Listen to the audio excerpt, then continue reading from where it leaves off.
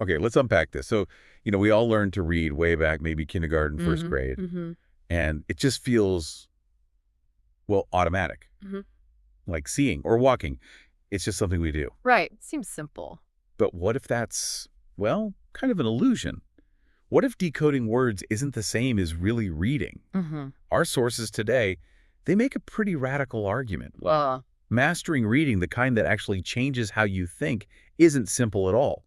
It's an art. yeah. An art that needs real discipline. Yeah. Patience, rules, intense mental effort. So our mission here is to kind of redefine reading, not just passively taking in words. Exactly. We're looking at it as this complex three-stage activity, something that actively leads you to genuine insight, to enlightenment, and importantly, critically disciplined thinking. And the material we're drawing on, it's from a guide focused specifically on tackling those works that, quote, most deserve careful reading and rereading. Yeah, the heavy hitters. And they kick off with a great analogy, I think. Music. The symphony analogy. Right. Just because you have ears doesn't mean you know how to listen to a symphony. Right. You hear sounds, but maybe miss the structure, the interplay. And it's the same with reading. Most people who are technically literate, well, they don't really know how to read well. They haven't learned the art. Like learning a sport, they say, like tennis. Exactly. You need practice, good habits. You need to follow the rules of the game, essentially. Which brings us to this really key distinction they make. Two types of reading. Yeah, this is fundamental. First, there's reading for information. Okay, like what? Think newspapers, magazines, most online stuff. It's pretty effortless, right? Passive. The text just gives you information you can grasp immediately. Comfortable. Yeah. Fast. But zero art involved. It doesn't really stretch you. Nope.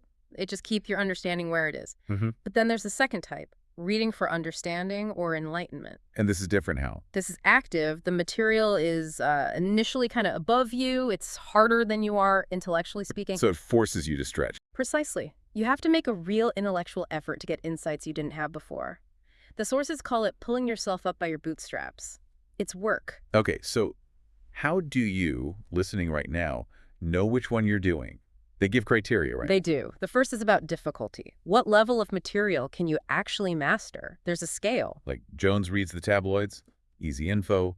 Brown reads, maybe, good nonfiction, history, science books. Right. Challenging, but maybe still accessible. And then, even better than Brown is the reader who can really tackle the dense classic. Like Descartes or Euclid or Aristotle, you mentioned? Yeah.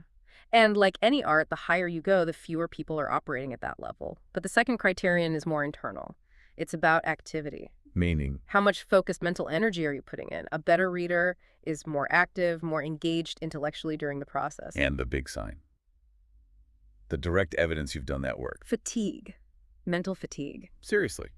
If you read something challenging and you're not tired, you probably weren't really reading. That's the argument. You were just, letting the words wash over you. Like blotting paper, they say. Absorbing words, maybe, but not synthesizing thought. Wow. Okay, that critique of passive reading it hits home. But if it's an art, why aren't we taught this? Why is it left for us to figure out? And this leads to a really pointed critique in our sources aimed squarely at the education system. Okay, here we go. Yeah, this is where it gets really interesting. The argument is basically that schools, while they focus on the 3 R's, basic literacy. Which is important, obviously. Crucial, but they fail pretty badly, according to these sources, at teaching students how to read for real understanding. So you end up with graduates who are, what was the phrase? Educated but illiterate. That's the one. It's a strong claim. A very strong claim.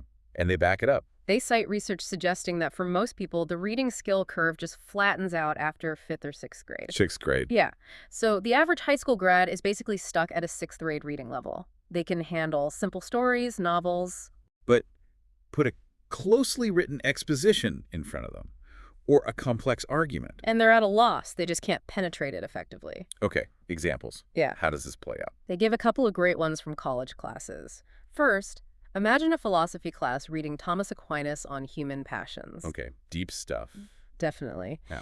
And the students, they could actually report back what Aquinas said. They memorized the words pretty well, but they couldn't explain what he meant. They couldn't connect his philosophical ideas to their own lives, their own emotions, or even stuff they'd read in novels. So the words were just floating there. Empty. Exactly. Just repeated, not understood. Reading for information only. What's the other example? Law students reading John Locke's of Civil Government. Foundational text. Totally. And they could answer questions using, like, familiar phrases about rights and liberty. Stuff they hear all the time. Right. But when pushed to define Locke's specific technical terms like natural, civil, property within the framework of his actual political theory, They couldn't do it. nope.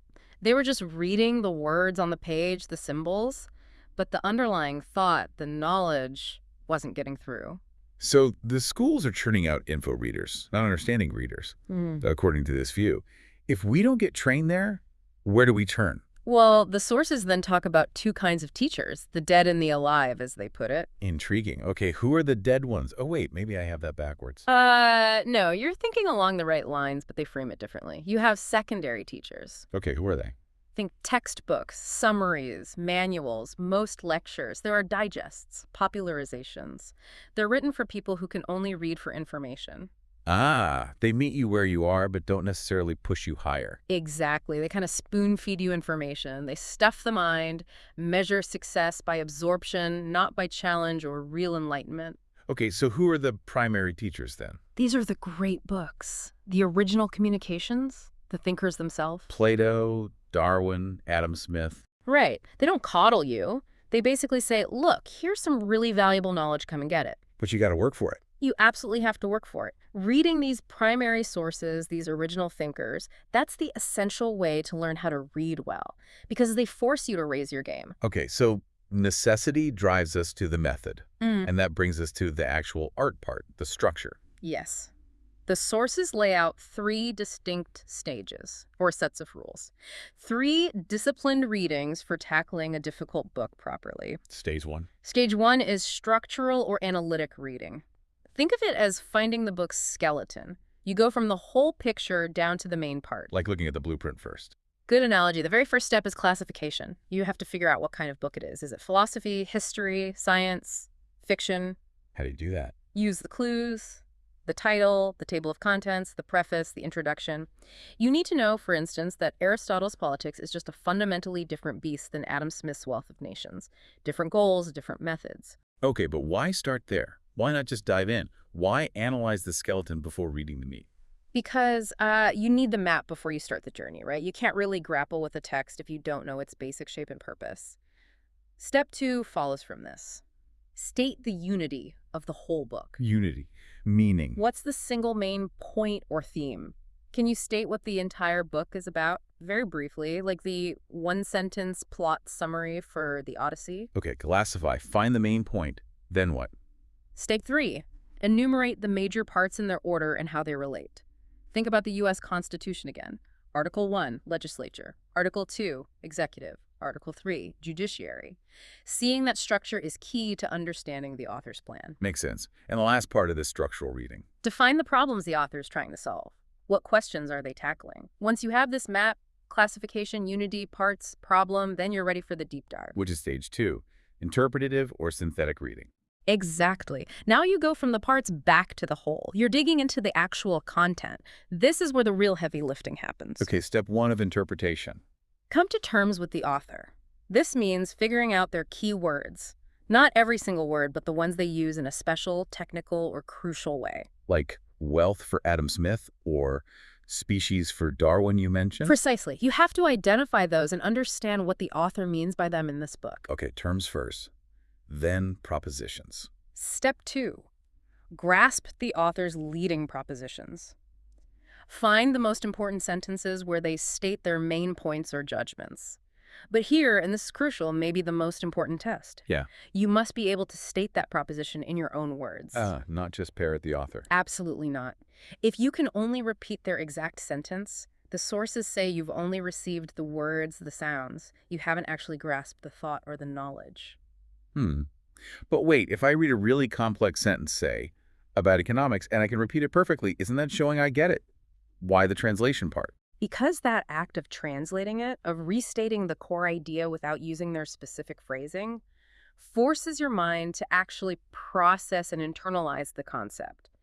It checks if you synthesized it, connected it to what you already know, or if you've just memorized a string of words. So it's the difference between mimicking and truly understanding. Exactly. If the thought is genuinely yours now, you should be able to express it in different ways. Okay, that's a high bar.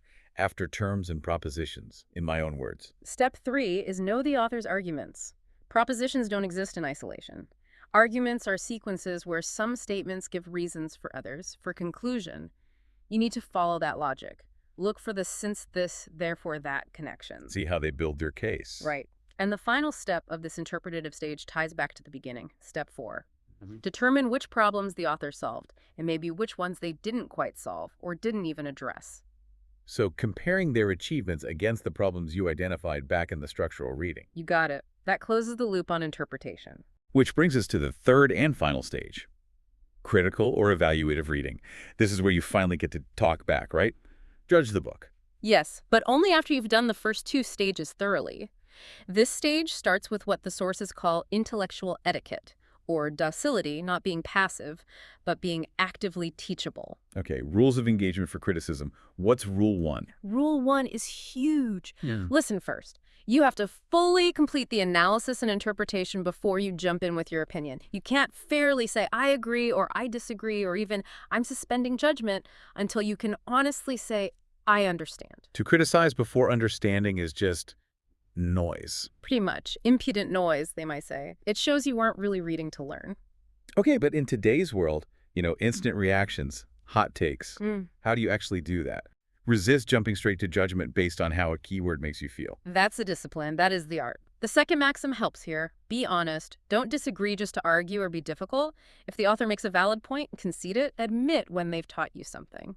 Reading for truth, not for winning. Exactly. And maxim 3 flows from that. Resolve disagreement. Treat disagreements about knowledge, about facts or logic, as things that can potentially be resolved through reason. Be open to changing your mind. Disagreement is pointless unless there's a chance it leads closer to truth for everyone involved. Okay, so understand first, be honest, aim for resolution. What if you do understand and you still genuinely disagree? Then, and only then, the sources say you have grounds for criticism. But you can't just wave your hand and say, I disagree. You have to be specific. You have to pinpoint the error using one of 4 specific points. 4 points of criticism, what are they? The first 2 deal with the author's information. Point 1, show where the author is uninformed, meaning they lack some piece of relevant knowledge that, had they known it, would likely change their argument or conclusion. Okay, missing info. What's the second? Distinguish that from point 2. Show where the author is misinformed. This means they are stating something that is factually incorrect, contrary to known evidence. So ignorance versus error. Right. One is a lack of knowledge, the other is a positive assertion of falsehood. Got it. Third point. Show where the author is illogical. Their reasoning doesn't hold up. The conclusion doesn't actually follow from the premises they laid out. It's a flaw in the argument structure. And the last one, number 4. This one's often more subtle. Show where the author's analysis or account is incomplete. Maybe they had all the right information but didn't use it fully, or they failed to make important distinctions that are needed to really clarify the issue. Okay, so uninformed, misinformed, illogical, or incomplete. Those are the grounds. And notice the first 3, uninformed, misinformed, illogical, are the main reasons for outright disagreement on the truth of what's being said. What are the 4th? Incomplete. That's often more about limitation than outright error. But if you can't demonstrate one of those first 3 flaws, the sources are quite firm. You must accept the author's argument, at least provisionally. You can't just say, well, your premises are true, your logic is sound, but I don't like your conclusion. You can't reject it just because it makes you uncomfortable or challenges your existing beliefs. Not if you're playing by the rules of rational discourse, no. So, stepping back. Yeah.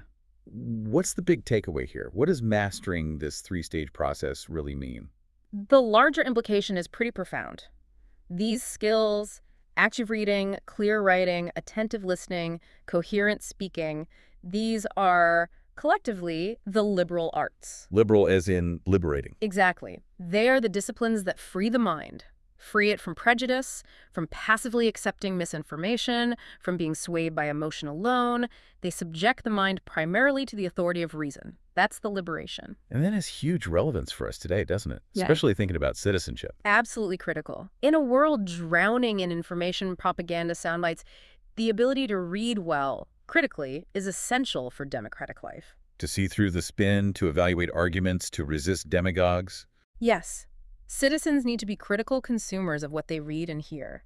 Disciplining your mind through these arts helps you disarm propaganda and hold leaders accountable to reason and evidence. It's a defense mechanism for a healthy society. A crucial one. But there's a final point the sources make, a sort of concluding thought. Which is? Remember that reading well, this whole complex art, it's not the ultimate end goal in itself. It's a means to an end. Precisely. The ultimate end is action, acting well. If the knowledge you gain from all this hard work of reading doesn't translate into better decisions, better actions in your personal life, in your community, in politics, then the effort was, in a sense, wasted. So reading is for the sake of living better. Living well, achieving happiness, contributing to a good society, that's the purpose. Reading is the tool, the pathway. Okay, so that leaves us, and you listening, with a final provocative thought to chew on. If you accept this idea that reading is a demanding art, aimed ultimately at better action, what's the one challenging primary source, that one great book maybe, that you'll commit to tackling next using these rules of the art?